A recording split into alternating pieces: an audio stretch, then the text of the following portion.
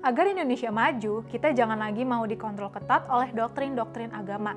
Sebentar ya, maksudnya bukan berarti kita harus ninggalin agama atau jadi ateis dan lain sebagainya. Tapi kita perlu berhenti menjadikan doktrin agama yang ketat untuk mengontrol cara kita berpikir, bikin keputusan, atau ngembangin negara. Ini yang disampaikan aktivis media sosial Lia Lestari.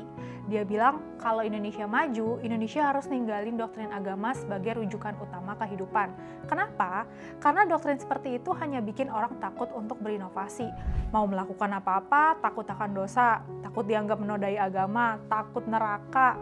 Alhasil pemikiran kita jadi mandek, kita gampang dimanipulasi dan negara nggak bisa maju. Lia ini adalah perempuan muda yang selama bertahun-tahun sudah biasa menyajikan postingan-postingan yang mencerahkan. Lia tidak asal bicara. Dia bilang Indonesia seharusnya melakukan sekularisasi. Artinya agama yang ngurus agama aja, sementara politik, ekonomi, hukum, sosial diatur oleh hukumnya masing-masing. Dia memberi contoh bagaimana Eropa mengalami kemajuan. Dulu Eropa sebenarnya pernah hidup di abad ke-8, sekitar sebelum abad ke-16. Di masa itu, Eropa dikuasai sama otoritas gereja yang menentukan hampir setiap aspek kehidupan, mulai dari pendidikan hingga politik. Masalahnya, dogma seringkali menghambat inovasi ilmiah.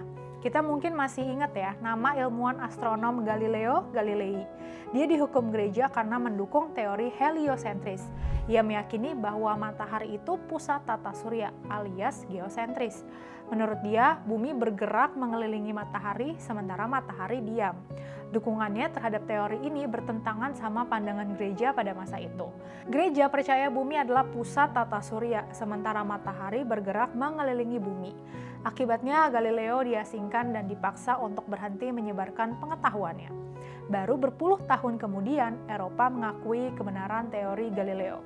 Tapi penindasan ini bukan hanya menimpa Galileo. Banyak ilmuwan, seniman, pemikir, dan ahli agama yang dihambat untuk bicara. Di masa abad ke-8 ini, raja-raja dan bangsawan menggunakan gereja untuk mengatur rakyat pakai doktrin agama. Apa aja yang gak sesuai sama ajaran gereja langsung dicap sebagai bid'ah atau sihir. Akibatnya Eropa pada masa itu menjadi benua yang tertinggal, miskin, dan minim kemajuan signifikan.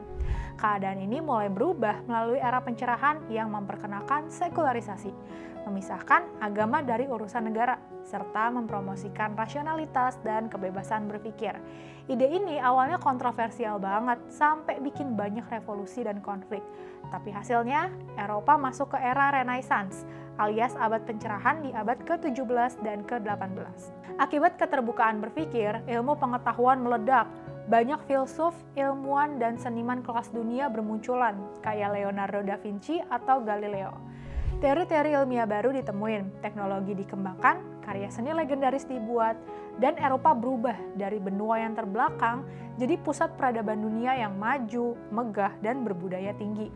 Eropa udah buktiin, begitu agama nggak ngatur-ngatur, mereka langsung berkembang cepat di segala bidang. Jadi saran Lia rasanya benar banget. Kita perlu meninggalkan abad ke-8 menuju abad pencerahan. Yuk, bareng-bareng kita bikin Indonesia menjadi negara yang berani berpikir merdeka, mengutamakan kemajuan bersama, dan menghargai perbedaan. Agama ada untuk mencapai kemajuan, bukan untuk membatasi kemajuan.